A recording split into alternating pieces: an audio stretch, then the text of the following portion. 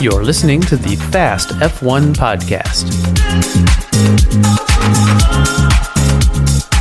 Hello again, everyone, and welcome back to the Fast F1 podcast with me, Danny Kane. And I'm Eddie Meteye-O'Kane. And today we are talking about the 2024 Canadian Grand Prix. It's Friday following the race. We had to wait a few days before we recorded because we were actually out of town in New Orleans when the race was happening. Yeah, and then I was kind of busy. I was helping with a track thing. And I was at work and whatnot, so we had to wait a week before we had to record. But anyways, we're recording now. I mean, it was better than China, where we were like 2 weeks late, so... Yeah, well, we're trying our best.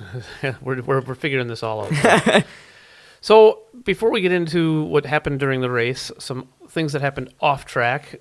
Sergio Perez signing a multi-year deal with Red Bull. So sad. I know, I didn't see that coming. I mean, it's good for him. I mean, very good for him. But I really wanted to see Sainz in that seat. I really did too. You didn't want to see him as much as I did. You didn't even want to see him as much in that seat, a fraction as much as I did. Probably not, but I wanted him to...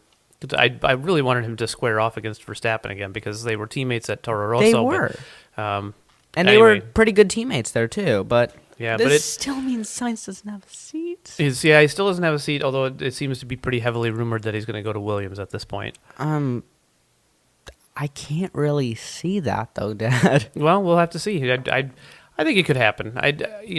He's looking to build a team around him at this point, and maybe that's Audi in 2026. But I mean, he'd have to put up with a pretty awful Kick Sauber in the meantime. But here's the thing. In the past two races, he and Albon, who, if he went to Williams, they would be teammates, he and Albon have not been getting along.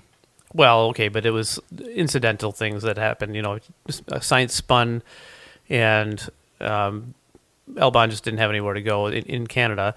And then prior to that, the impeding during qualifying, is that what it was? There was impeding during qualifying from Sainz. Yeah, both at Monaco and Canada.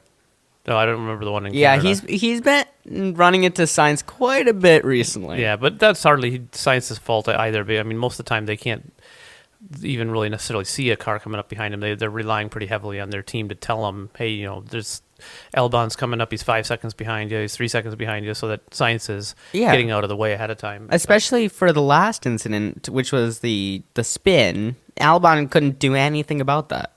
We saw Sainz go back into the grass. Yeah, that was incidental. I mean, that was just Sainz spun out. Albon had nowhere to go. Those things happen from time to time. Yeah, but it couldn't have been Sainz's fault. When he got back into the grass, we could see how much he was drifting. Well, I mean, wet track, drying conditions, a lot of incidents in the race. We'll get into all of that in a moment. So, another driver move, Esteban Ocon, announcing that he is leaving Alpine. It's weird to think how many driver changes there's been, or how many we think there could be. And then I think, like, just a couple days ago, he's only the second person who's announced he's just going to be leaving. And I find that kind of like, wait. The real question is, where does he go? Well, there were a lot of rumors that, before he said anything, there were a lot of rumors that he could go to Haas. I definitely cannot see that. He has been linked with Haas. He's on their short list, it sounds like. And then Audi? I can't see that at all, though. Yeah, I mean, maybe. I mean, there's not really anywhere else to go, though, at that point. I mean, it would have to be either Audi or... I do remember the fifth person from that one episode who could go to Mercedes. It was Ocon. Oh, I highly doubt that it would be Ocon. He's been... Well, I don't think it could be either. But it could be Andrea. You mean Kimi Antonelli? Yeah. I mean, yeah, it's possible, but either way, I don't think it would be Ocon going to Mercedes. There's been talk of him possibly going to drive in the WEC as well. That's true. I do think he is going to end up over at Haas, though. Really? Yeah, I do. Alongside Behrman, then? Probably alongside Behrman, yeah. And then finally, Yuki Tsunoda extended his contract through 2025. Just an hour before everything. So he had to have announced it to people, and then he said, well, time to go onto the track. Yeah. Well, speaking of which, getting into the free practice... give me your 1-minute review of all the stuff that happened in practice. So we'll just start by saying this right now. Mercedes, Aston Martin, Williams, and Alpine kind of looked like they got some upgrades. They looked pretty quick. Rain delayed the first free practice session, and more would come later. We will see a lot more later. Jack Doohan took Esteban Ocon's place in free practice 1. That was Ocon's quote-unquote punishment for the incident at Monaco. But Doohan didn't even get a lap in, and I find that very miserable because for him. of the rain, right? He's who I definitely think is going to replace Ocon. 100%. Zhou Guanyu has his worst weekend ever at his best finishing track. He finished 7th here in 2022 at his debut season, and my goodness, he was a laugh through all this. He crashed in free practice 1 and free practice 3, and then he placed last in, I'm pretty sure, all of the 3 other sessions. Lando Norris takes the first top time with a 1 minute 24 seconds and 435 milliseconds. I don't remember which practice session. I think it was the second one. Lance Stroll, home hero, leads people off the track at turn 10. What do you mean? Oh my gosh. There was like a train of 4 cars coming through turn 10, and Lance Stroll went off. And then the other 4 cars behind him also went off. Oh, they all just followed him. Yeah, it was so funny. Is turn 10 the hairpin? Yeah. Okay. Yeah, it was so funny too. Albon runs into Sainz once again. We've already discussed that one. Fernando Alonso takes the second top time with a 1 minute 15 seconds and 810 milliseconds. Obviously, that's like 10 seconds faster than the practice session beforehand because of the rain. Verstappen, Norris, Piastri, and Sainz were all at the bottom 10 in FP2. Daniel Ricciardo avoids a groundhog at turn 3 in FP3. Lewis Hamilton takes the third top time with a 1 minute 12 seconds and 549 milliseconds, 3 seconds faster than the previous one, and about 12 seconds faster than the first one. And then Sainz in P12 in FP3. So 2 of the 3 sessions, maybe even 3 of the 3 sessions, he was in the bottom 10. So it did not look good for him. And I knew that immediately. Yeah, so the Ferraris, as you touched on there, both of them not doing very well in Canada. And it ended up showing going into qualifying. So let's move on into qualifying. First things first. There is one more thing. I did put one more thing on here that we did forget to discuss. Is the 2025 cars released? Oh yeah, the not the 2025 car, the 2026. That cars. they've already released the 2025 car? The 25 cars are going to be basically the same as this year. The regulations don't change until great. 2026. Yeah, the regulations were announced for the 2026 cars. I've only read a little bit about them, and I don't understand it. I'm excited for this X and Z mode. Yeah, it seems kind of gimmicky, but the gimmicks are a thing, and we'll adjust to it, I'm sure. I'm going to be saying Z mode only because we're Americans and we're going to be hearing Z mode the entire time and not Z mode. So I'm just going to stick with Z mode for now. All right. So in qualifying, Sergio Perez, another shocker. He just got signed for a 2-year deal. Yeah, immediately after extending his contract through 2026, he qualified, what was it, 18th? I think it was 16th. But still, that's pretty darn bad. Yeah, didn't make it out of Q1. God. So, in the meantime, Alexander Albon's the reason Perez is eliminated, and he went P4. Yeah, P4 in Q1. Yeah, if that was the last qualifying, though, man, that'd be good. But he was eliminated in Q2. And Perez was so mad. What did he do? I don't know. What did he do? He struck his halo. Oh, yeah. He was just... he was pretty striking mad. At his halo in frustration.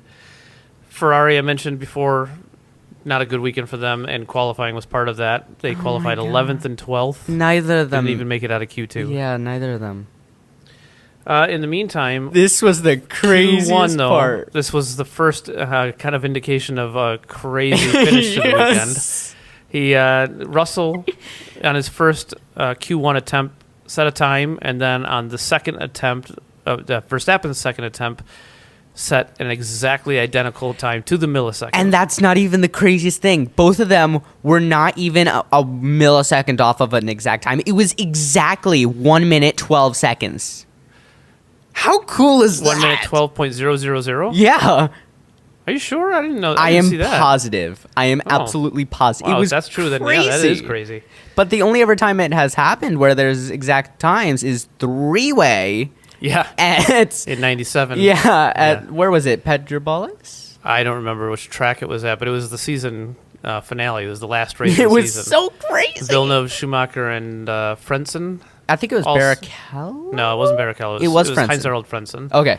Yeah, all set the identical lap times to the millisecond in And qualifying. And I forgot. I already forget the. Was it Maury, the commentator? I forget his name. Murray Walker is who Murray you're thinking Walker. of. He loved that. The English commentator. This is amazing. Yeah. It is a pretty amazing qualifying to watch. Yeah. But man, tie for pole position. That's Yep. great for Mercedes as well. So Russell ends up with pole because he set the time first. yeah, it is confusing quite a lot, but it's Martin- great for Mercedes. I was reading an article on Sky Sports website by Martin Brundle where he was saying it would be very Formula One for them to now go and change it so that now they look to the 10,000th of a second. And he was basically I saying... completely agree. Well, no, he was basically saying, no, we shouldn't do that because that spoils the fun of when this sort of thing happens. Okay, maybe you're right. I do like this now. So within 3 seconds, I was like, change my mind, and then just stuck with the same idea. So race. So moving into the race, it was a wet start after a pretty hard rain. Oh and my gosh. all of the drivers except for the two Hasses started on intermediate tires. The Hasses starting on the full wets. And my goodness, after the first 3 laps, I genuinely thought, and this is like one of the weirdest thoughts ever, could a Haas win a race?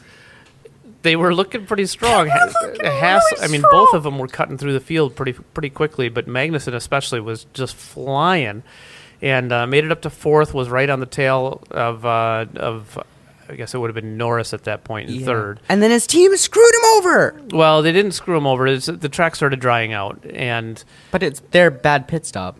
8.4 seconds. yeah, they did have a slow stop. But either way, I mean, the strategy, they took a gamble. It momentarily paid off, but in the end, it didn't work. Yeah. But I mean, they were starting outside of the points, so they took a chance, and it looked like it was going to pay off. But once the track started drying, it didn't. And then they left Hülkenberg out for a long time too, and that really screwed his race up. And then eventually, Sargent brings out a safety car. Yeah, Logan Sargent, the Williams driver, he had 2 spins in the race. The second one, where he crashed, brought out the yellow flag. But at that point, we'd already seen Verstappen and Russell fighting. We saw Norris and Verstappen and Russell fighting. Norris had managed to get ahead of both of them and flew away from him. He built an 11-second lead in about, I think, 5 laps it took him. He was about 2 seconds a lap quicker than anybody else at the time. And I think he was in the lead for about 20 laps. And Toto It Wolff... wasn't even that much. He was only in the lead for about 6 laps. Really? Yeah, that's how quick he was. He was so fast that once he got past Verstappen, he pulled out a 10-second lead in 5 or 6 laps. Well, eventually we just saw Toto Wolff in the garage, just with his arms crossed. And all I can remember was, that is so 2020. Unfortunately, because of the timing of the safety car and because McLaren did screw up They their screwed pit strategy. him up. Yeah, Norris. Verstappen came in along with Russell, and then Norris just comes along by and skips it. And then He was in the lead. He had already gone past the pit entrance when they came in. So he was in got to third. No, he was in the lead at the time because he had pulled out that big. Oh, lead I'm ahead thinking of something Verstappen. else. Sorry. Yeah, I think you're thinking of the second safety car. I'm thinking of a second safety car. Yeah. We'll get to that, though. Or the second pit stops, I should say, which, when he was leading and the safety car came out, they did have time to tell him to come into the pits. They didn't, and he stayed out, and that ended up screwing his race up because he came out in third, I believe, maybe Fourth. He came out in fourth behind Piastri. Yes, positive. Okay, so it meant that on the restart he didn't have the lead, and I think had he maintained the lead, he would have won the race. He would have easily won the race. But it didn't happen. Which would have aced Dad's predictions. Yeah, as well. Yeah, because I had. Well, we'll get down to our predictions later, but yeah. But Albon, wow! As soon as I saw that double overtake along along the what is it? Turn like 13 ish. It's the final chicane. Yeah, it's the final chicane. All I can think was, and I'm referencing to something again. All I can think was a video that I once sent my dad about this overtake in Formula E. Someone just overtook someone, and someone else in front of them was going slow, and he had to like cut across the two of them. Yeah, and I was shocked by that move, and then I saw. I do think that Albon's pass was an accident. I mean, the first part of it, he was definitely going for the move, but. It was a pretty good accident. Was it Gasly? The I know one of them was. Ahead? I know one of them was Ricardo. Yeah, so he was passing Ricardo, and then I think it was either Gasly or Ocon. It was one of the Alpines. Well, just say an Alpine that slowed up. I think a little more than he expected, and he mostly just moved inside of him to try and avoid hitting him. But then it was kind of an opportunistic pass, and he just went for it. It was really good. It was really good. One of the best passes I think we've seen in a long, long time. A very long. Well, in my opinion, the last one that we saw that was that good was over a year ago at 2023 in Bahrain. Yeah, with Alonso. So, adding to his misery, Sergio Perez crashed out.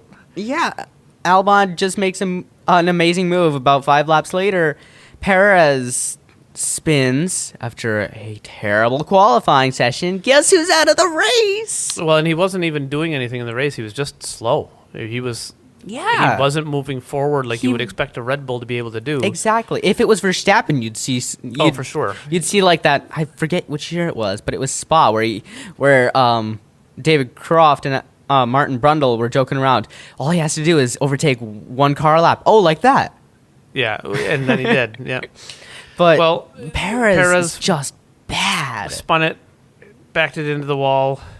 Or something along those lines. I don't remember exactly how the incident played out. And then literally, as soon as we see him like limping back with the crazy broken wing, not even like 5 seconds later, same corner, Albon, who had just made an amazing overtake, and then Carlos Sainz, who's already having a miserable weekend. Yeah, Carlos Sainz spun out, and he did kind of... It almost looked like he was trying to not get on the brakes so that all their cars could go around him, and Albon was too close to be able to adjust to that and just ran into him. Yeah, so 4 retirements now. But we did skip one. Charles Leclerc ran out of tires. Yeah, well, he didn't run out of tires. Are you sure? Yeah, I'm very sure of it. They had an engine problem at the beginning of the race. Oh, that's right. I forgot about that one. Then they put him on slick tires when the track wasn't quite ready for slicks. They put him back on intermediate tires, and then almost immediately after that, it was time for slicks again. Yeah. They made quite the gamble, and then I just saw him like dropping like 10 seconds a lap. I was like, what did you do? Yeah, I mean, his race was beyond awful. It was both of the Ferraris. But it was, I mean, in Charles' case, it wasn't any kind of driving problem. It was just that his car had a problem, then the team screwed up the strategy, and then they eventually retired the car because of how because of his car problems that he had, his engine problems. So eventually, after so much overtaking and re-overtaking between Russell and Norris and Verstappen, guess who comes back at the win? I'm not. I will say this: I'm not mad that he won it. Max Verstappen wins it, but I'm not mad. Okay. This was a great It was a race. really good race, yeah. So it's his 60th Grand Prix win. Technically, if you include the sprint races, it's 69, but I'm the statistics man, so who's to say? It's his 60th Grand Prix victory. The sprint races don't count toward that anyway. I think they should. Because Oscar Piastri would be a winner. But he's not. He's a But he sprint should winner. He's not a be. Grand Prix winner. But he should be. Well, but the grand prize, he didn't win the grand prize of that Well, there's no SP sprint prize. Well, anyway.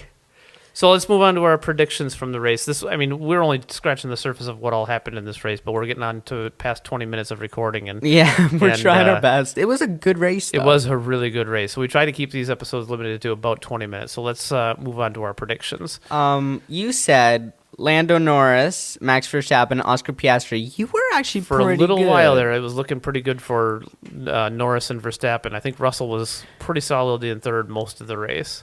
You can laugh at me now. Yeah, because in the last episode, you said that I should laugh at you during this episode because you said Verstappen, Alonso, and who else? Leclerc. And I messed it up. Alonso did a good job of holding off Hamilton for a long time. Yeah, they were pretty much fighting throughout the entire Where did Alonso finish in first the half. end? Was it sixth? I think it was like 7th, actually. No, wait, it was 6th. I think It Stroll. was sixth and seventh were Alonso and Stroll. Stroll actually set a new record. He did? He now holds the record for most point finishes at his home race in Canada. He beat Gilles Villeneuve. I find that very surprising, Mr. Stroll. Well, okay, but Well, then again, Gilles was killed as well. yes, there's that. But the other thing is the point system was different. Yes, that's true too. So you don't have to finish as high to get points now, and the amount of points true. that you get is higher. Eventually, it's going to be all 20 drivers. So is not actually that impressive that he beat that record. Yeah, I guess I never thought of it like that. You're probably right.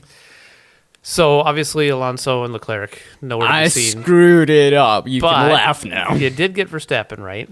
Finally, I got him right. It only took like 9 races. Bizarrely, it took 9 races for you to predict Verstappen to win, and he actually won. And he actually, I think I predicted Verstappen at like Miami, and I was like, "Are you kidding me? Now is when you win, Mr. Lando." Yeah, well, and that's actually the fact that you kept predicting him and he wouldn't win Exactly. is impressive in its own right. But Yeah. all right, so predictions for the next race then. The next race is in Spain España. in about a week's time. This is the 1,111th Grand Prix. Oh, That's pretty funny. Nice. So who do you have for your top 3 for Spain? I've got not Max Verstappen. I'm risking it again. I've got a streak of 1. I think Okay. I'm gonna break that though. Yeah, Norris has been looking pretty quick on the wets, on the dries. The Ferraris have been doing pretty well. I think it's Oscar Piastri's moment. You think Piastri's going to win, I huh? think he's getting there. I think he's coming out of a shell. I think that this is a Red Bull. Don't not that say it's a a Red 1-2. Bull track. Don't but, say a 1-2. Well, I wouldn't say that it's a Red Bull track, but it's a track that I think will suit their car better. Yeah. So I think that Verstappen will have a pretty comfortable victory this time. Like 20 seconds like he did last year? I or? don't know if I would say that comfortable, but more comfortable than he's been the last few races. when you get into that sort of thing, that's when you go like, well, Yeah. So who do you have for second and third then? we might as well both just say. I said Piastri, you said Verstappen. We might as well just go 2, 2, 3, 3. If we're just go gonna ahead. work it like this. Yeah. So what do you want for second? Verstappen. Verstappen in second. Yeah. So you got Piastri, Verstappen, and I'm saying Verstappen, and I'm going to say Leclerc in second. Leclerc, he's gonna bounce back. He Yep. took a win and then he took his DNF. He broke his 4-win streak or top 4 streak. Yeah, for the first time, he didn't finish a race. And he did in it the top after 4. he won in his First home time this Grand season. Prix. Louis Chiron was the last one, I guess. Yeah. And then third place, I'm gonna give it to Sergio Perez. So am I. I'm gonna No, we both think he's gonna do really well. Yeah, I think that I think we're both gonna I think screw Spain's it up. going to suit the Red Bull better. I think we're both gonna screw that Perez we'll up have to pretty see. bad. He's going to have to cut. It'd be a pretty big recovery drive, but I think he's got it. Please don't get out in Q3 for the third time. By the way, I do want to say one thing. I was a little off for the 24 Hours of Le Mans. As we're recording this, that's going to be tomorrow at like 8 a.m. or something Did like that. you mention that in one of our previous episodes? I did. I said happy 24 hours of Le Mans. Oh, I don't I'm a remember that. little. I'm a little early for that, so I'm gonna say it now. Happy 24 hours of Le Mans. Oh, there you go. So, All right, well, that'll wrap it up for our review of the 2024 Canadian Grand Prix. Thanks again for listening. Make sure you give this episode a like on whatever podcast platform you're using. I'm Danny Kane. and I'm Eddie Meteye-O'Kane. And this has been the Fast F1 podcast. Yes, it has. Thanks for listening. Bye.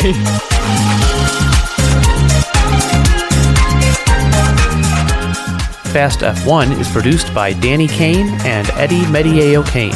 All rights are reserved. Music is performed by Alex Zavesa. Thanks for listening.